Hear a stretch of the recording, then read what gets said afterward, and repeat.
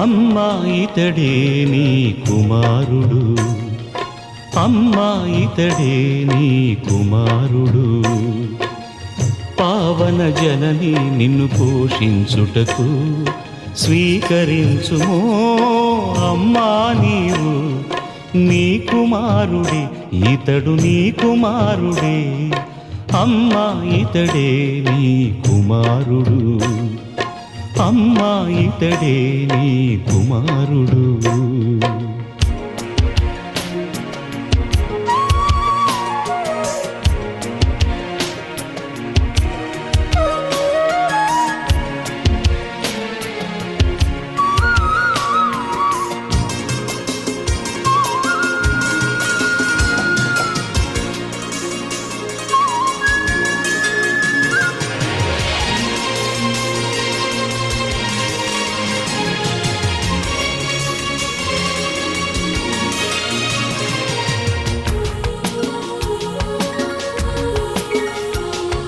జగదేక మాతగా, జీవన జ్యోతిగా, తల్లివిగా, ప్రేమ దేవతగా. జగదేక మాతగా, జీవన జ్యోతిగా, తల్లివిగా, ప్రేమ దేవతగా.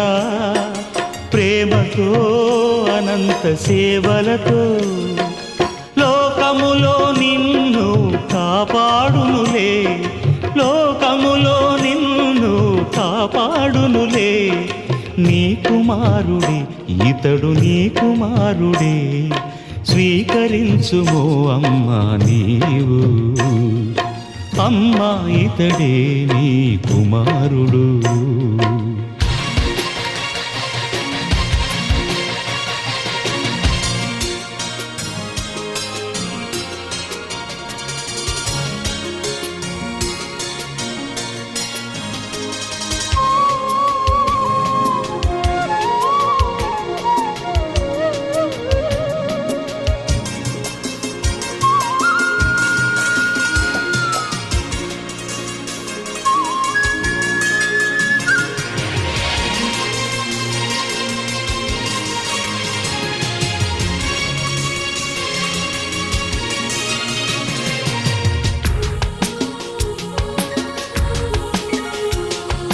మనలేని యాతనలు నేనీ సిలువలు, ఈ స్థితిలో నిన్ను మరువనులే. మనలేని యాతనలు నేనీ సిలువలు, ఈ స్థితిలో నిన్ను మరువనులే. బాధలే నిన్నింక చేరవులే. అన్నా, ఈమె నీ తల్లి. యోహాను సువార్త 19:27.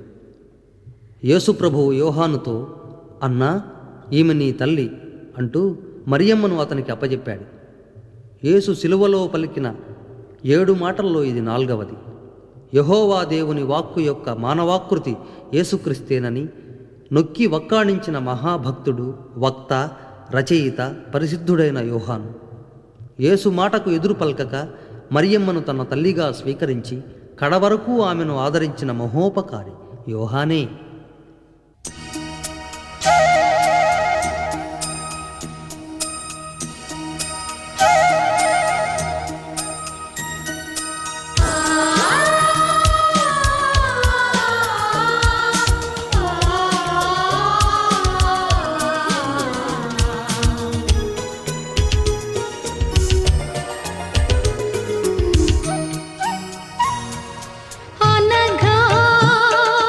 విను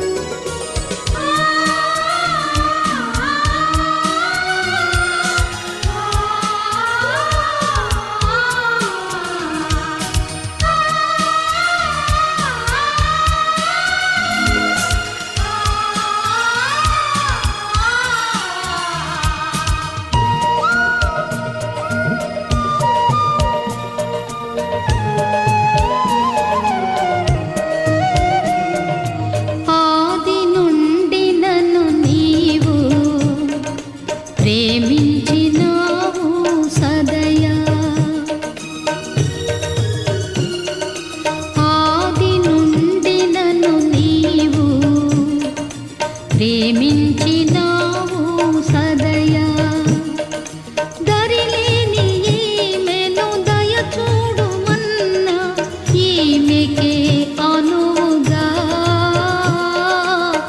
ఆశ్రయం గూర్చుమా పరలోక వరములు నీకే. నా దేవా నా దేవా నన్నెందుకు చెయ్యి విడిచితివి? మత్తయి సువార్త 27:46. ఈ ప్రార్థన యొక్క అంతరార్థమేమంటే, యేసు తాను చనిపోయిన తరువాత తండ్రి అయిన దేవుడు యేసుని చావులోకం నుండి విడిపించాలని ప్రార్థించాడు. దేవుడు యేసును సజీవంగా లేపుతాడని తనకు తెలుసు. అయినను దేవుడు చేసిన వాగ్దానాలను పొందటానికి తప్పనిసరిగా వాటి విషయమై మనం ప్రార్థించాలి అని యేసు ఈ విధిని నెరవేర్చాడు. దేవుడు ఆయన ప్రార్థనను విన్నాడు, యేసును మృత్యుంజయుడుగా చేశాడు. ఒకవేళ యేసుప్రభువు శిలువ శ్రమలను మరణాన్ని తప్పించుకుని ఉంటే ఎన్నడూ ఎవ్వరూ పాప విముక్తిని పొందేవారు కారు.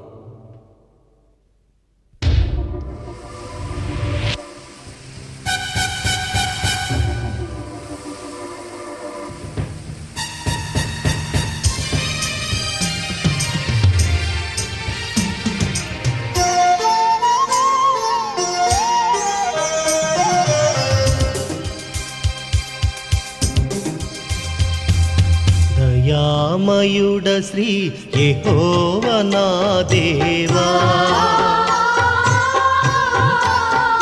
నన్నెందుకు నీవు చెయ్యి వీడి ఈనాడు ఈ బాధను చూస్తున్నావో?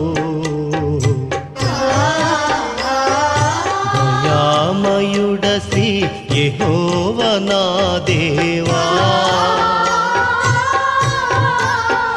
నన్నెందుకు నీవు చెయ్యి వీడి ఈనాడు ఈ బాధను చూస్తున్నావో?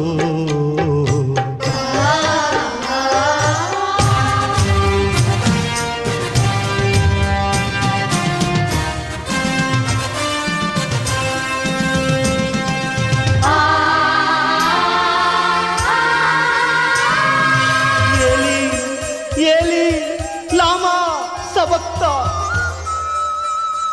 ఏమి ఇతడు ఏలియాను పిలుచుతున్నట్లున్నాడే? ఏలియా వచ్చునేమో. నేను చావనేలా తండ్రి, తీర్పే కోరలేను. సిలువ బాధయేలా ప్రభువా, ప్రశ్నే వేయలేను. నీదు చిత్తమే నా విషయంలో,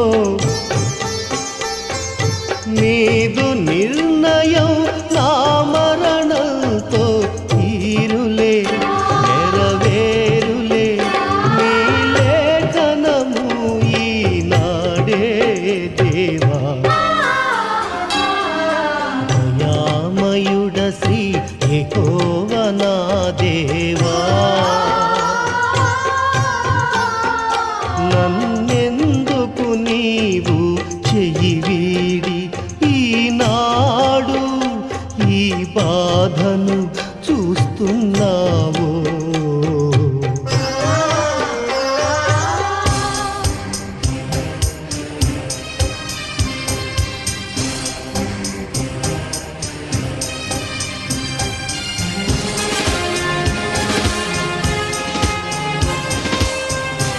అపురూపమైన ఈ యేసు. తండ్రి, నీ చేతికి నా ఆత్మను అప్పగించుకొనుచున్నాను. లూకాసు వార్త 23:46. యేసు ఈ మాటలు పలికి మరణించాడు. అప్పటి నుంచే ఎందరో విశ్వాసులు తమకు మరణం ఎదురైనప్పుడు ఈ మాటలనే పలికారు.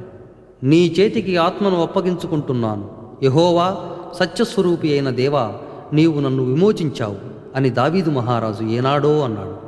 ఆ లేఖనం ఈనాడు అక్షరాలా నెరవేరింది. మనం ప్రాణం పోయేటప్పుడు పశ్చాత్తాపంతో మన ఆత్మను దేవుని చేతికి అప్పగించుకోవటం ఉత్తమోత్తమం.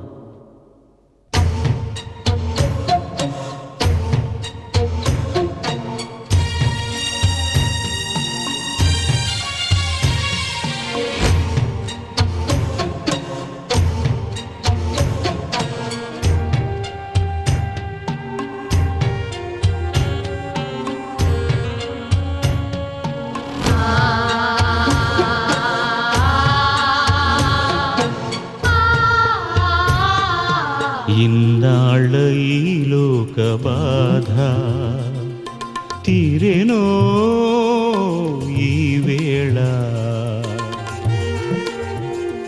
నా ఆత్మని తండ్రి నీ చేతికి అప్పగించుచున్నాను, నన్ను చేర్చుకో. సమాప్తమైనది బలిదానం, సంపూర్ణమైనది నా కార్యం. యెహోవా నా దేవా, యెహోవా నా దేవా.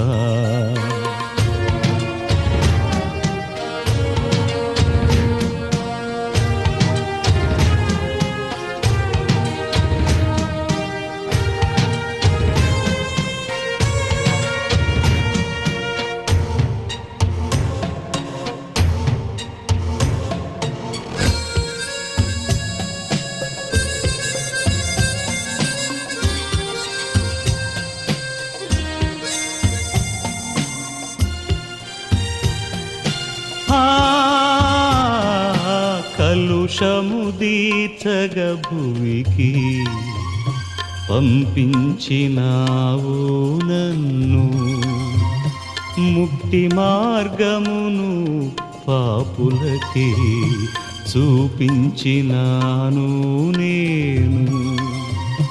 ప్రభువాజ్ఞనే సంపూర్ణముగా పాటించినాను నేను.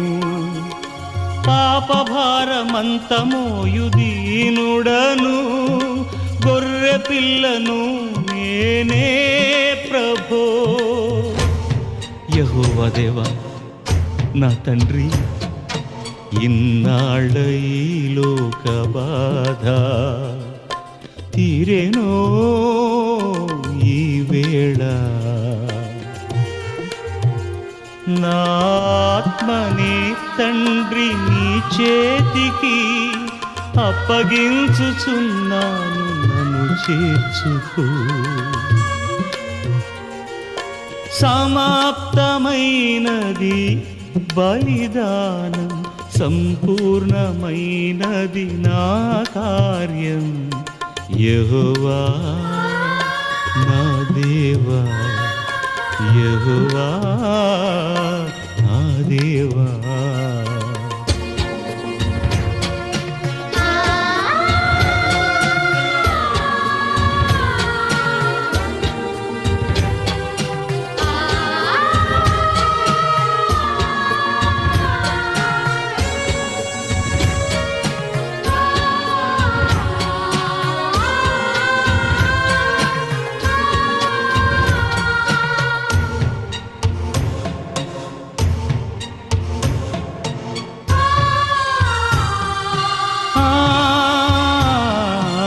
అనుమతి లేక ఎవరు చంపించలేరు నన్ను, నిత్య జీవమును. సిలువలో క్రీస్తు 7 మాటలు. తండ్రి, నీ చిత్తమైతే ఈ గిన్నె నా యొద్ద నుండి తొలగించు. నా ఇష్టప్రకారం కాదు గాని నీ చిత్తాన్ని సిద్ధింపజేసుకో అంటూ క్రీస్తు ప్రభువు గెత్సేమనే తోటలో ప్రార్థించాడు. తరువాత ఆయన శిలువ శ్రమలను అనుభవిస్తూ ఈ లోకానికి నిత్యజీవాన్ని ప్రసాదించే 7 మాటలను పలికాడు. ఒక్కొక్క మాటకు వ్యాఖ్యాన సహితంగా ఒక పాట చొప్పున ధ్వనిముద్రీకరింపబడింది. యావత్ భారతదేశంలోనే ఇది మొట్టమొదటి ప్రచురణం. సిలువలో క్రీస్తు 7 మాటలు అనే ఈ ఆడియో క్యాసెట్ను లియో క్లబ్ వారు అందిస్తున్నారు. సిలువలో యేసు అనుభవించిన శ్రమలను కళ్ళకు కనిపించేలా, హింసించే వారి అపహాస్యాలను, అధిపతుల ఆర్భాటాలను, అభిమానుల ఆక్రందనలను, అమాయకుల హాహాకారాలను ప్రస్ఫుటంగా ప్రతిధ్వనింపజేసే సంగీతాన్ని శ్రీ ఎండ్లూరి పాల్ విన్సెంట్ సమకూర్చారు. సిలువలో క్రీస్తు 7 మాటల ఆడియో క్యాసెట్కు అవసరమైన సంపూర్ణ సాహిత్యాన్ని శ్రీ బేతం శాంసన్ సిద్ధం చేశారు. గానం SP Balasubrahmanyam, MM Keeravani, MS Pushparaj, Shrimati Jikki Krishnaveni, Shrimati Ratna Harriet. వాద్య సహకారం keyboard YV Vijayasagar, rhythm box YP Praveen, flute Naveen, tabla solo special YP Prasad. తండ్రి, వీరేమి చేయుచున్నారో వీరెరుగరు గనుక వీరిని క్షమించుము. లూకాసు వార్త 23:34. దేవుడు తన శత్రువులను ప్రేమించాడు, వారికి మేలు చేస్తూ ఉన్నాడు. కాబట్టి పరలోకమునందున్న మీ తండ్రికి మీరు కుమారులై ఉండాలంటే మీ శత్రువులను ప్రేమించండి, మిమ్మును హింసించే వారి క్షమార్పణకై ప్రార్థన చేయండి అని యేసుప్రభువు తన శిష్యులకు ప్రబోధం చేసి నిరూపించాడు.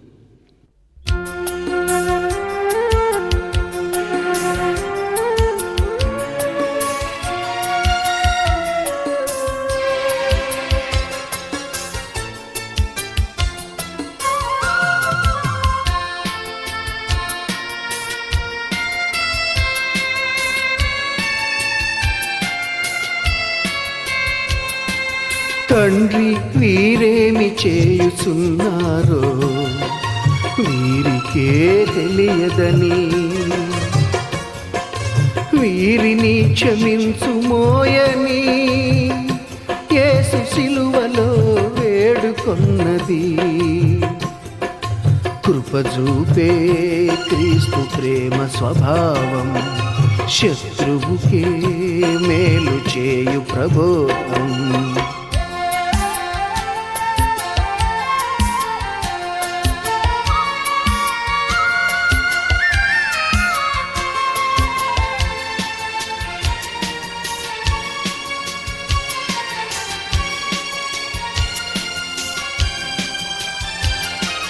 జనబాధలు తను తలదాల్చి తన దేహం బలిగా చేసి, జనబాధలు తను తలదాల్చి తన దేహం బలిగా చేసి, మన దోషం ప్రభు తొలగించి శత్రువులను తాను క్షమించి, దయగల ప్రభు యేసు నెరవేర్చిన ఘన త్యాగమిది. తండ్రి, వీరేమి చేయుచున్నారో వీరికే తెలియదని వీరిని క్షమించుమోయని యేసు శిలువలో వేడుకొన్నది. కృపజూపే క్రీస్తు ప్రేమ స్వభావం, శత్రువుకే మేలు చేయు ప్రబోధం.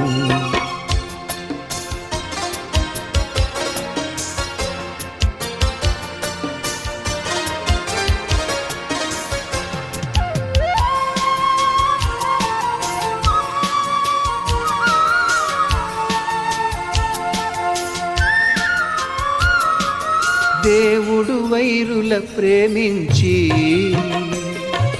బహుమేళ్లను చేసిన రీతి, దేవుడు వైరుల ప్రేమించి నేను దప్పిగొనుచున్నాను. యోహాను సువార్త 19:28. యేసు కాళ్లల్లో చేతుల్లో మేకులు కొట్టారు, ధారాపాతంగా రక్తం కారుతున్నది. అలాంటి స్థితిలో ప్రభువుకు కూడా దాహం వేసింది. అందుకే నేను దప్పిగొనుచున్నాను, దాహం తీర్చమని దీనాతి దీనంగా అర్థించాడు. శిలువపై యేసు దప్పిగొనడాన్ని ఆధ్యాత్మిక అర్థంలో పరిశీలిస్తే, విశ్వాసులందరికీ నిత్య జీవం లభించాలని, అనంతకాలం వారికి దాహం వేయకుండా ఉండాలని యేసు దప్పిగొన్నాడు.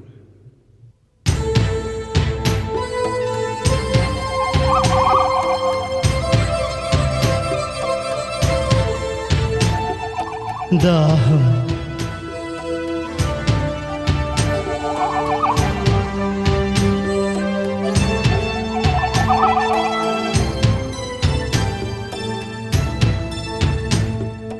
దాహం దాహం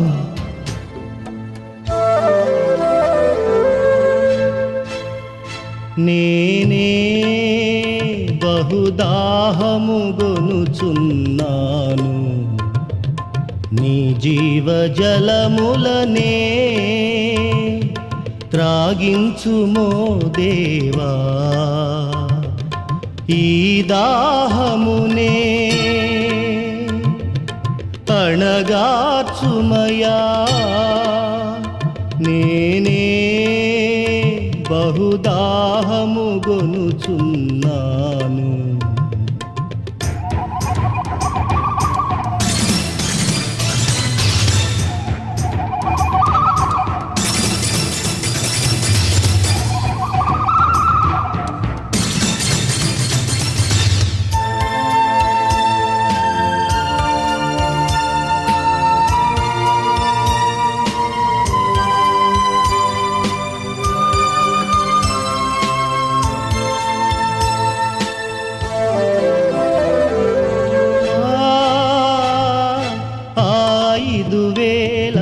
జనులున్న వేళ ఆహారమును నే సమకూర్చితి.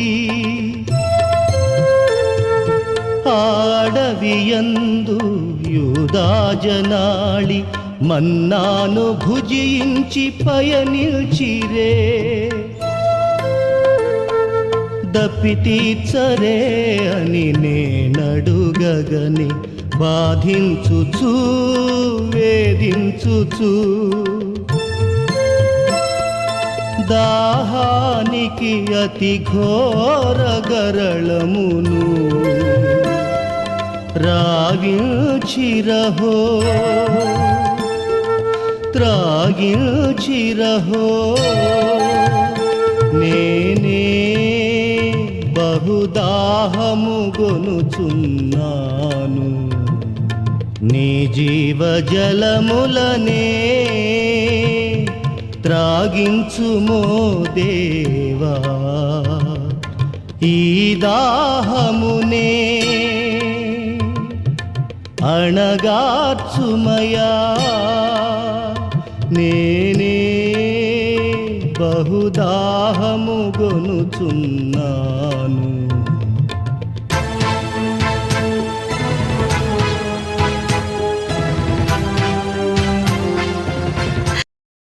నీవు నాతో కూడా పరదైసులో ఉందువని నిశ్చయముగా నీతో చెప్పుచున్నాను. లూకాసు వార్త 23:43. యేసుతో పాటు 2 నేరస్తులు సిలువ వేయబడ్డారు. వారిలో ఒకడు, యేసు, నీవు నీ రాజ్యంలోకి వెళ్ళేప్పుడు నన్ను కూడా నీతో తీసుకుని వెళ్ళమని వేడుకున్నాడు. ఆ మాటలకు జవాబుగా యేసు పలికిన వాక్యమిది. మహత్తరమైన రక్షణ కార్యం కూడా ఇదే. యేసుక్రీస్తు పాప విమోచన కర్త అని, జగద్రక్షకుడని ఆ నేరస్తుడు దృఢంగా విశ్వసించి పశ్చాత్తాపంతో తన తప్పును గుర్తించి విమోచన వేడుకున్నాడు. అందుచేత అతడు మరణించిన మరుక్షణమే పరలోకంలో చేరుకున్నాడు.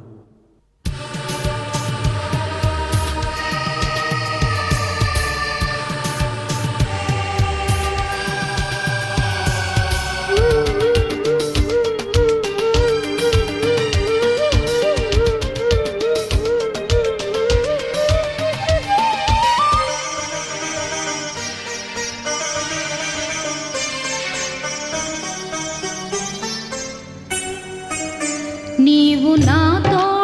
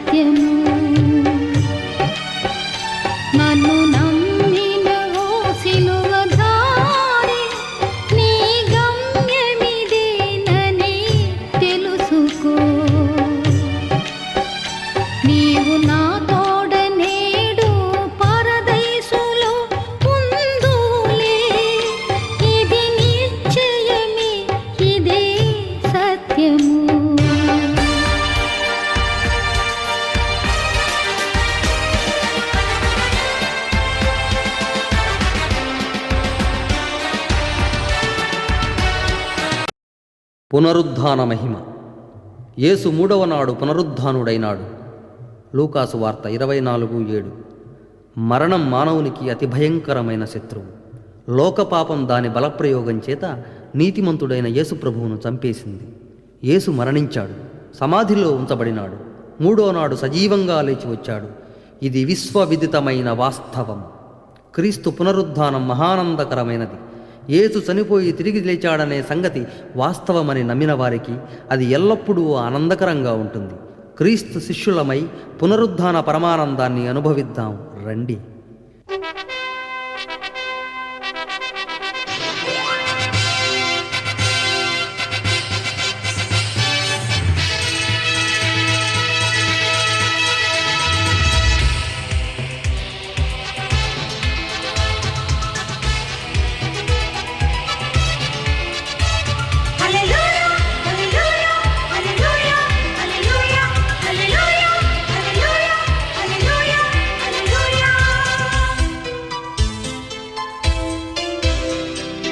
యేసురాజు 3వ నాడి లేచెని సమాధి నుండి.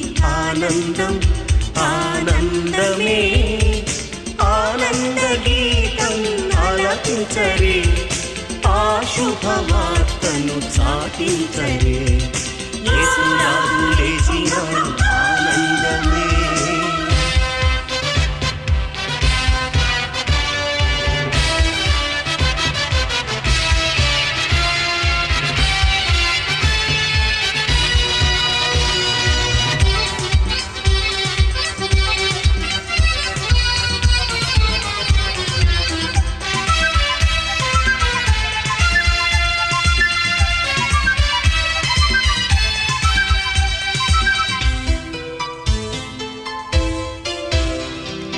యేసురాజు చావునే జయించి లేచేరా, మరణం ముళ్ళును శాశ్వతంగా విరిచివేసేరా.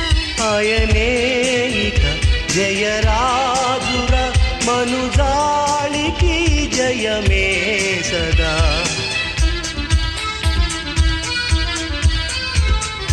జయం జయమే, జయం జయమే, లోక పాపమే ఓడిపోలే. విజయమిదే, ఘన విజయమిదే, ప్రభువే భువిలో మృతి గెలిచెలే. హల్లెలూయా, హల్లెలూయా, హల్లెలూయా, హల్లెలూయా, హల్లెలూయా, హల్లెలూయా. ఆనందమే పరమానందమే. యేసురాజు 3వ నాడి లేచెని సమాధి నుండి.